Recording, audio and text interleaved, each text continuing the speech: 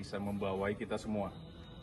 Bagaimana mulai dari 1 menjadi 2, 2 menjadi 3, dan kebersatuan itu yang penting. Dan lagi-lagi kita membutuhkan semua hal yang memiliki kewarasan, humanisme, objektivitas, dan itu sudah masuk ke ranah yang kita sebut salah satunya tokohnya adalah Bang Egy. Ini yang harus kita syukuri, kita punya tokoh yang membumi, roadnya ada, punya basis massa yang jelas, dan inilah saatnya 2024 jangan lupa bahwa akan ada sebuah perubahan yang signifikan dan komprehensif. Yakin usah sampai. Perubahan yang dimaksud tetap dalam koridor konstitusional, bukan merubah Pancasila, Undang-Undang 45 jadi yang lain-lain gitu.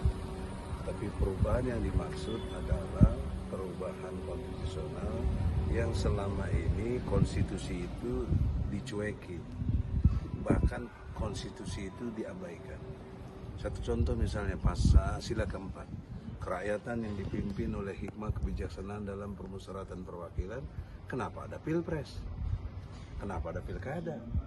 Kan harusnya permusyawaratan dan perwakilan, dan hikmah yang memimpin kita. Inilah pengkhianatan kepada Pancasila. Jadi Lembakum, saya di sini Dewan Kehormatan, sangat terhormat jika Lembakum betul-betul meluruskan konstitusi, kembali kepada rule yang benar yang diatur oleh konstitusi, dan kita betul-betul meletakkan ketuhanan yang Maha Esa number one. Dasar negara Republik Indonesia adalah Tuhan yang Maha Esa, pasal 29 ayat 1. Siapa Tuhan yang Maha Esa? Dijelaskan di Mukadimah alinea ketiga.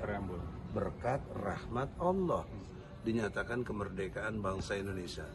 Maka logika hukumnya, dasar negara kita adalah Tuhan yang Maha Esa. Tuhan yang Maha Esa yang dimaksud adalah Allah. Allah itu punya hukum, namanya hukum Islam. Oleh karena itu, siapa yang harus memberlakukan? Presiden dan DPR. Menurut pasal 5 ayat 1, Jungto pasal 20, pasal 21 UUD 45. Presiden dan DPR lah yang berhak membuat hukum. Nah, kaitannya dengan Mahkamah Konstitusi, dia tidak berhak membuat norma. Tidak boleh membuat hukum. Merubah dari 40 tahun kalau umur ya menjadi 35 tahun boleh, hanya karena dia pernah menjadi kepala daerah. Nanti sama halnya logika hukumnya begini, anak kecil di bawah umur belum punya KTP tapi bisa nyetir, kalau gitu boleh dapat SIM dong dia.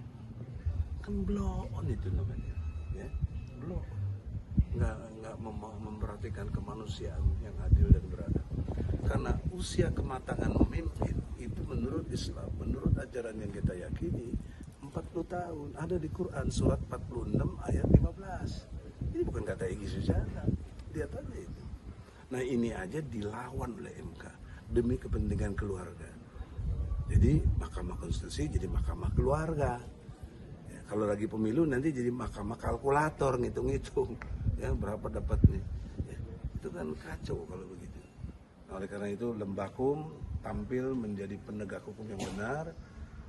Ada Dewan Pembina, ada Wakil Dewan Pembina, ada Dewan Kehormatan, ada tim advokatnya dalam pengertian advokasi pers dan lain sebagainya. Karena ini juga seorang advokat, ya, insya Allah. Jadi dalam pengertian yang lebih jauh, dengan hormat seluruh Lembakum yang ada di Indonesia. Ada di beberapa provinsi, 36, maksud 36.